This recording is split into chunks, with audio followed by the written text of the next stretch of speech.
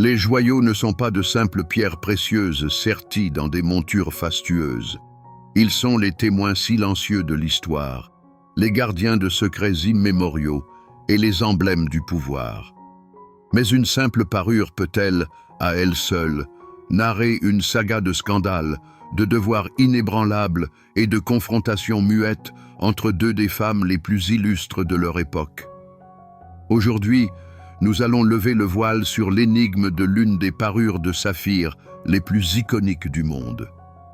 L'histoire de notre protagoniste du jour, ce splendide collier de saphirs, ne débute pas dans les salles étincelantes de Buckingham Palace, mais bien à l'ombre de l'une des biographies les plus tragiques et scandaleuses de la monarchie européenne.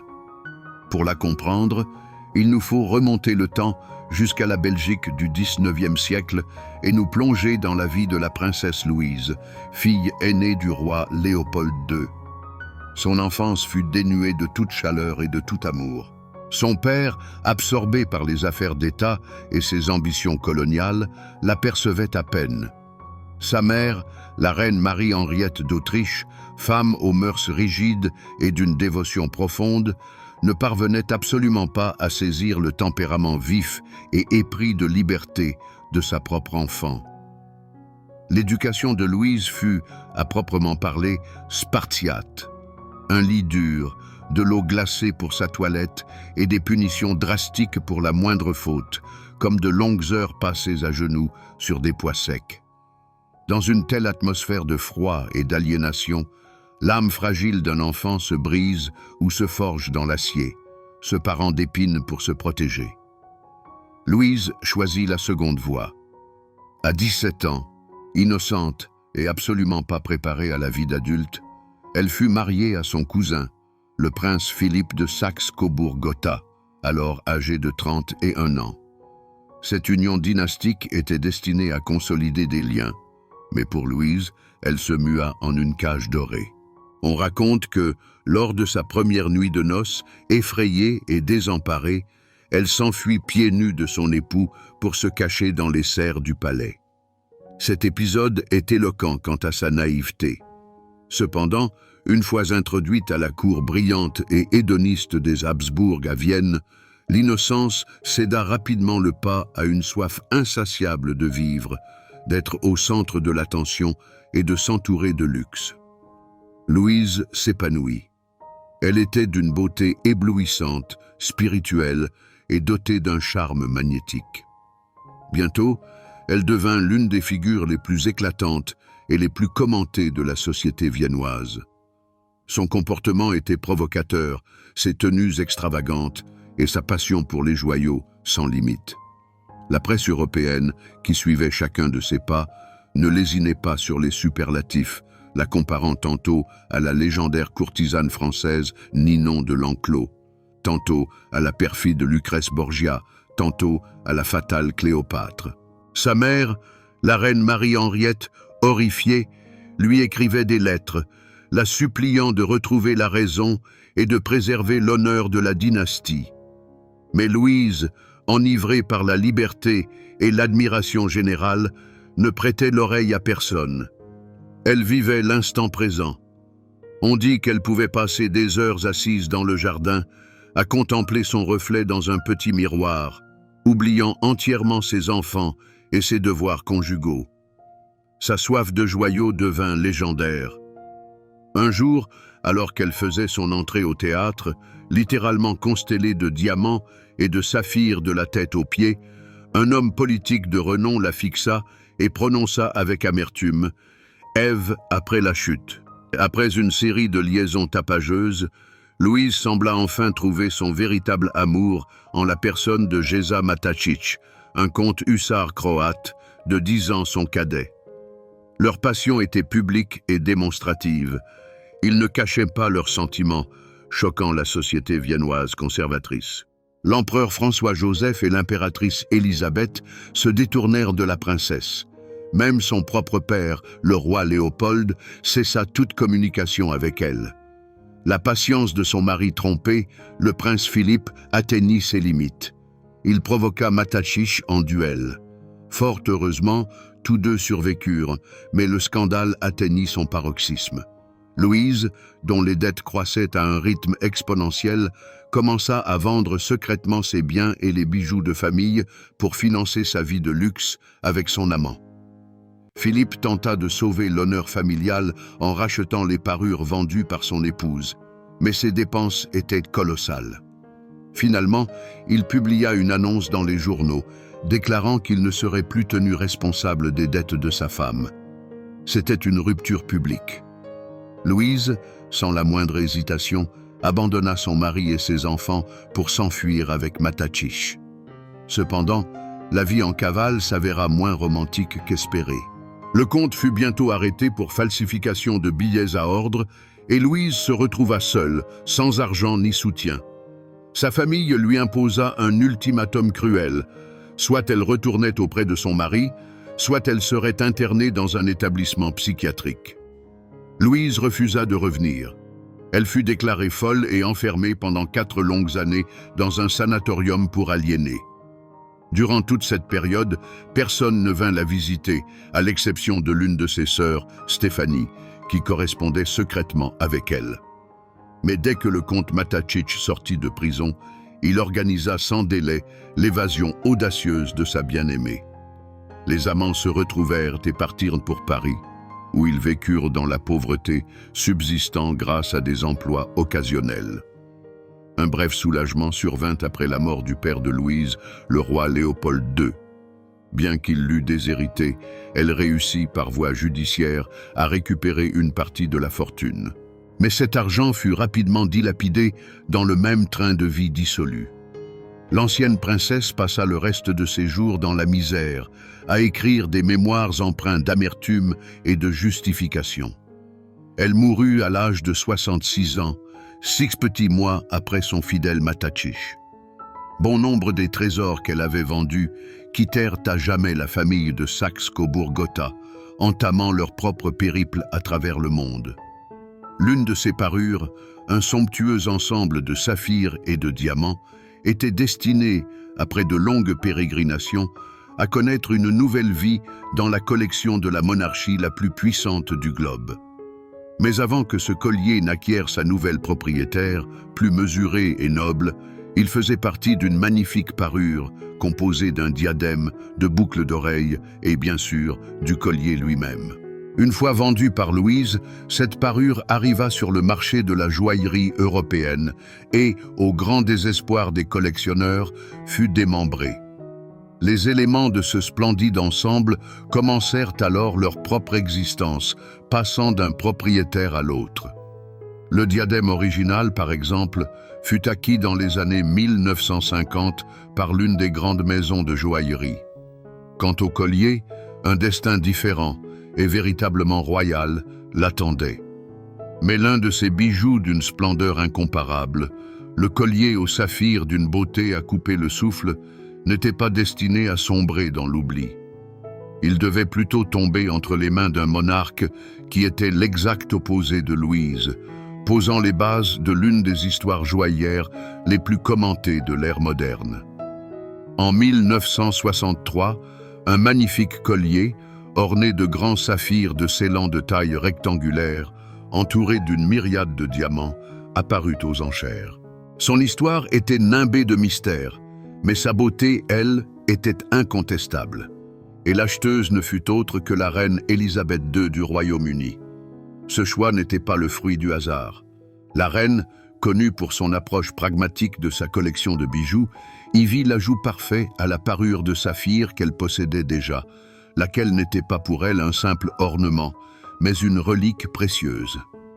Il s'agit là de la parure de saphir du roi George VI, qu'Élisabeth avait reçue en cadeau de mariage de son père adoré en 1947. Cet ensemble, composé d'un diadème et de boucles d'oreilles, possédait sa propre histoire, non moins glorieuse. Il avait été créé au milieu du XIXe siècle et avait initialement appartenu à la reine Victoria. Le style de cette parure était strict, presque néoclassique, reflétant les goûts de l'époque victorienne. Le diadème, également connu sous le nom de diadème de saphir belge, ce qui crée une certaine confusion, mais le nom s'est imposé en raison de son origine première, était composé de saphirs et de diamants sertis dans l'argent et l'or, et était réalisé dans un style plus léger et aérien que les couronnes massives de l'époque. Pour Élisabeth, ce cadeau était un symbole de l'amour paternel et de la continuité du pouvoir monarchique. Et voilà qu'après 16 ans, la reine découvre un collier qui, malgré son passé scandaleux, s'harmonise parfaitement avec le présent de son père. Le collier de la princesse Louise était plus somptueux, dans le style Belle Époque, avec ses lignes fluides et son abondance de détails. Mais la couleur et la qualité des saphirs étaient si proches qu'on aurait dit que les bijoux avaient été conçus l'un pour l'autre. Les joailliers de la cour de la maison Garard furent chargés de simplement ajuster la monture du collier, peut-être en le raccourcissant, afin qu'il repose idéalement sur le cou de la reine. Ainsi, de deux pièces disparates, l'une symbole de devoir et de tradition, l'autre d'un scandale et de prodigalité, naquit une nouvelle parure, absolument unique. Mais Élisabeth ne s'arrêta pas là. Faisant preuve de sa méthodologie habituelle, elle décida de parfaire l'ensemble. Dans les années 1960, elle commanda personnellement la création d'un bracelet assorti. Ce nouveau bracelet fut réalisé dans un style contemporain, mais en utilisant des saphirs et des diamants qui s'accordaient idéalement avec le diadème victorien et le collier Art Nouveau. Ainsi, la reine ne se contenta pas d'assembler une collection, elle créa un ensemble entièrement nouveau et cohérent, qui devint l'un des plus reconnaissables de son trésor. Pour la première fois dans sa nouvelle configuration complète, la parure fut présentée au monde en 1965 lors d'une visite d'État en Allemagne de l'Ouest. Depuis lors, la reine porta cet ensemble somptueux de nombreuses fois, particulièrement fréquemment dans les années 1990 et 2000. Il devint son choix pour les occasions les plus solennelles, banquets d'État, portraits officiels et réceptions du corps diplomatique. Les saphirs d'un bleu profond, couleur bleuet, s'accordaient parfaitement avec le ruban bleu de l'ordre de la Jarretière, l'ordre de chevalerie le plus élevé du Royaume-Uni, soulignant le statut et la grandeur du monarque. Qui plus est, Élisabeth II, en véritable connaisseuse et esthète, sublimait souvent cet ensemble de saphirs en l'agrémentant d'autres trésors issus de son écrin personnel. Tout particulièrement, elle mariait cette parure à l'une de ses broches les plus chéries et les plus chargées d'histoire, la broche de saphir de l'impératrice Maria Féodorovna. Cette broche, ornée d'un imposant cabochon de saphir sorti de 2 rangs de diamants, est celle que les Britanniques surnomment la Russe. Jadis, elle appartint à la princesse danoise Dagmar, devenue l'épouse de l'empereur de Russie, Alexandre III. Au lendemain de la Révolution, elle fut acquise auprès des héritiers de l'impératrice par la reine Mary de Teck, grand-mère d'Élisabeth II, et devint l'un des fleurons de la collection de joyaux britanniques. En réunissant dans une même parure les trésors ayant appartenu à la princesse belge et la broche de l'impératrice russe, Élisabeth II ne faisait pas seulement preuve d'un goût irréprochable, mais elle dévoilait aussi l'étendue de sa collection, un véritable pont à travers l'histoire européenne. Pour la dernière fois, Élisabeth fit une apparition publique parée de sa célèbre parure de saphir en 2019, posant pour un portrait officiel au château de Windsor. Sur ce cliché, elle incarne l'essence même de la dignité royale.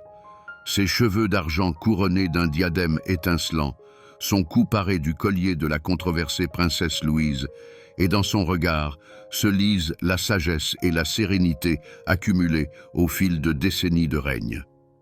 Après son départ, ces joyaux, comme tous les autres, ont regagné les coffres de la couronne dans l'attente de leur nouvelle détentrice. Pendant des décennies, cette parure de saphir fut indissociable de l'image d'Élisabeth II, emblème de son règne inébranlable. Mais les joyaux, à l'instar des couronnes, sont voués à la transmission. Le choix de leur prochaine détentrice a soulevé une véritable tempête de débats publics et mis à nu les profonds courants, souvent tus, de la succession royale. Avec l'accession au trône du roi Charles III, le monde a retenu son souffle. Qui allait désormais parer les joyaux légendaires d'Élisabeth II? Et la réponse ne se fit pas attendre longtemps.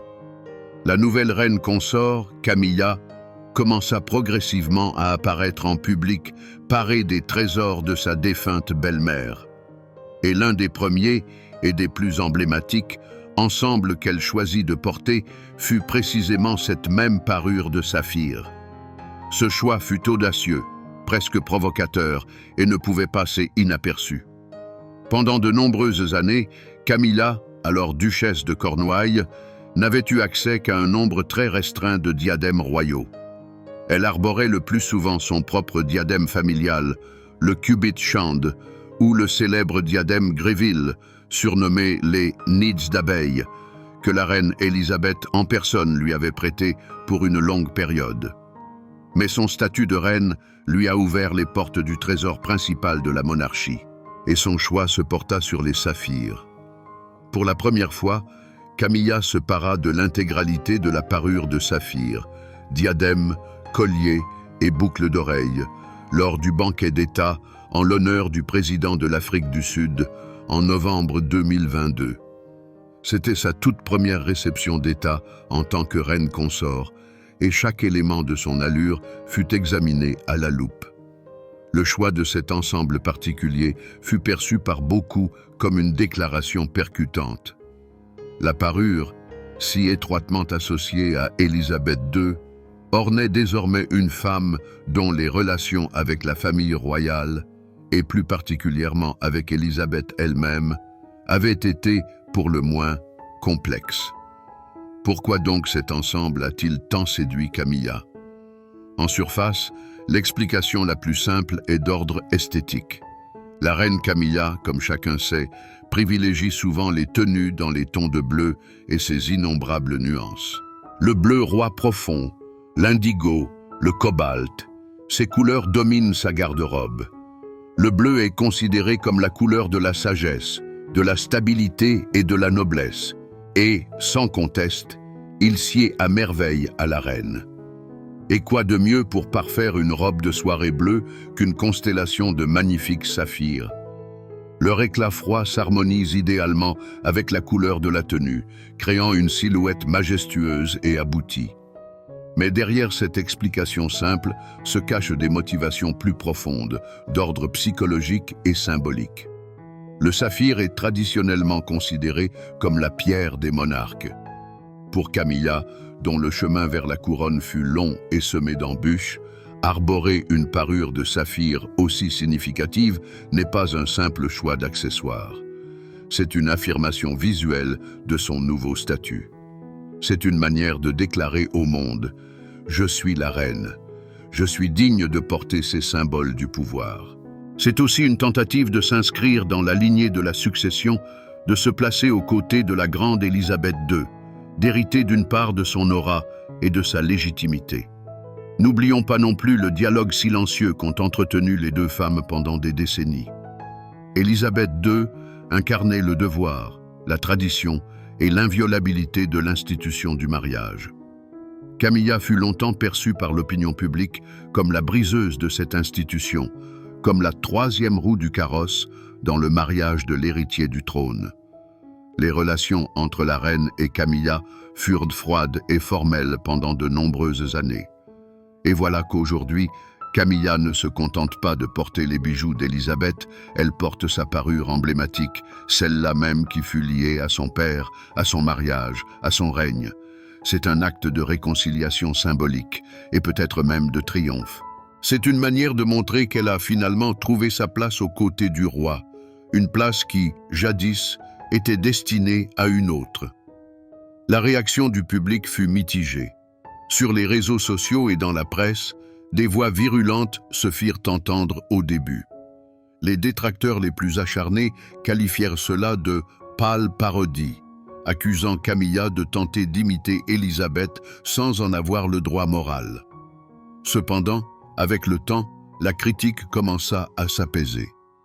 Camilla continua de porter la parure lors d'événements majeurs comme la réception du corps diplomatique, et arbora également le collier séparément, le combinant avec d'autres boucles d'oreilles et un bracelet. Et, progressivement, l'opinion publique a commencé à évoluer.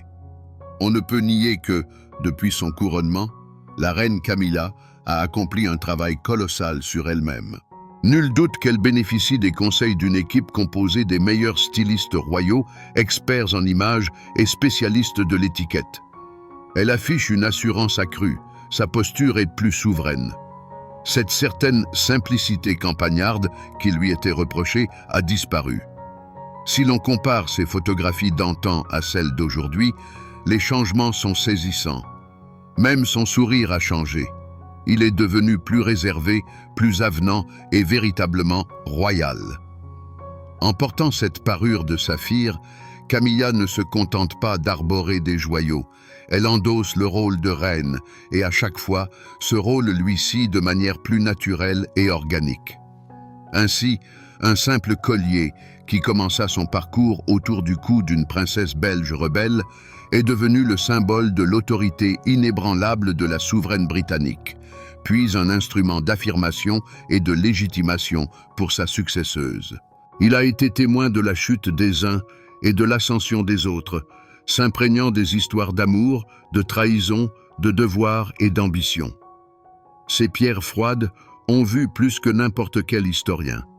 Elles ont vu le désespoir de Louise, les vendant pour l'amour, la tranquille assurance d'Élisabeth, affermissant son pouvoir grâce à elle, et la détermination de Camilla, revendiquant par leur éclat son droit à la couronne. Mais que signifient réellement ces trésors pour nous? Sont-ce de simples babioles coûteuses, ou bien une chronique des destins humains, figés dans la brillance de leurs facettes précieuses? L'histoire de ce collier se poursuit, et qui sait quels autres secrets il recèlera pour les générations futures. Et vous, qu'en pensez-vous? Le fait que Camilla porte les bijoux d'Élisabeth II est-il un hommage ou une audacieuse déclaration politique? Partagez votre avis dans les commentaires, nous serions ravis de le découvrir. Et bien sûr, si cette histoire vous a plu, n'oubliez pas de laisser un pouce bleu et de vous abonner à notre chaîne pour ne manquer aucune nouvelle exploration du monde des grandes parures.